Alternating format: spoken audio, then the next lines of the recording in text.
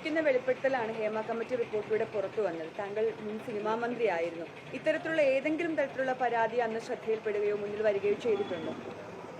ആ സമയത്ത് അങ്ങനെ പരാതികളായിട്ട് ഡയറക്റ്റായിട്ട് കിട്ടിയിരുന്നില്ല. പക്ഷെ പ്രശ്നങ്ങളുണ്ടെന്നുള്ളത് ഏറെക്കുറെ എല്ലാവർക്കും അറിയാം.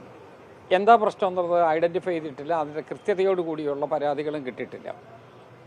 ഹേമ കമ്മീഷൻ റിപ്പോർട്ട് വന്നതോടുകൂടി ഈ രംഗത്തുള്ള വിപുലമായ ചർച്ചയിലാണ് എത്തിയിരിക്കുന്നത്.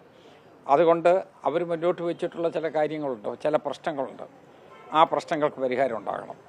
അത് പരിഹാരമുണ്ടാക്കുന്നതിന് വേണ്ടി സ്വാഭാവികമായിട്ട് ഗവൺമെൻറ് ചെയ്യേണ്ട ചില നടപടികളുണ്ട്. ഒരു ഗവൺമെൻറ് വെച്ച ഒരു കമ്മീഷൻ റിപ്പോർട്ട് സബ്മിറ്റ് ചെയ്ത് കഴിഞ്ഞാൽ ആ റിപ്പോർട്ട് ആക്ഷൻ ടേക്കണോടുകൂടി നിയമസഭയിൽ വെക്കുക എന്നുള്ളതാണ് അതിൻ്റെ നിയമപരമായ വശം. ആ ആക്ഷൻ ടേക്കൺ എന്താണ് ഗവൺമെൻറ് എടുക്കാൻ പോകുന്നത് എന്ന് പറഞ്ഞിട്ടില്ല. ഒഫീഷ്യലായിട്ട് റിപ്പോർട്ടും നിയമസഭയിൽ വെച്ചിട്ടില്ല. അപ്പോൾ ആ റിപ്പോർട്ടും ആക്ഷൻ ടേക്കൺ റിപ്പോർട്ടും സഹിതം നിയമസഭയുടെ മുമ്പിലെത്തും. പക്ഷേ അതിനു മുമ്പ് എനിക്കൊരു കാര്യം പറയാനുണ്ട്. ഈ രംഗത്ത് അവിടെ ജസ്റ്റിസ് ഹേമ കൊടുത്തിരിക്കുന്ന അവരുടെ റിപ്പോർട്ടിൻ്റെ അടിസ്ഥാനത്തിൽ കുറേ മാറ്റങ്ങൾ വന്നേ മതിയാകൂ എന്നുള്ളത് നിഷ്പക്ഷമായി കാണുകയാണ്. അതിനുവേണ്ടിയുള്ള നടപടികൾ ഉണ്ടാകണം. പുതിയ രൂപത്തിലൊരു സിനിമ നയം തന്നെ ഉണ്ടാക്കണം. 1. 2, സിനിമാ രംഗത്ത് വനിതകൾക്ക് അടക്കമുള്ള ന്യൂ എൻട്രീസായിട്ട് വരുന്ന ആളുകൾ അവർക്കെല്ലാ സംരക്ഷണവും കൊടുക്കണം. 3, അവർക്ക് അവരുടെ തൊഴിലിൽ സുരക്ഷിതത്വം ഉണ്ടാക്കുന്നതിന് വേണ്ടിയുള്ള നടപടി ഉണ്ടാകണം. ഇപ്പോൾ അതൊന്നും ഉണ്ടാകുന്നില്ല എന്നുള്ളതാണല്ലോ ഈ റിപ്പോർട്ടിലൂടെ തന്നെ നമ്മൾ മനസ്സിലാക്കുന്നത്. അതുകൊണ്ട് ഇവരെ ആർക്കെങ്കിലും ഒരു വിധിക്ക് വിട്ടുകൊടുക്കുന്നത് പോലെ കേരളത്തിലെ കലാകാരന്മാരെ അങ്ങനെ വിട്ടുകൊടുക്കാൻ കഴിയില്ല. നല്ല കഴിവുറ്റ ആളുകളാണ്. അവരുടെ ഒരു കഴിവ് കേരള ജനതയ്ക്ക് ആസ്വദിക്കാൻ കഴിയണം. അത് കഴിയണമെന്നുവരികിൽ അവർക്ക് സ്വതന്ത്രമായി ആ കല അവതരിപ്പിക്കാൻ കഴിയണം.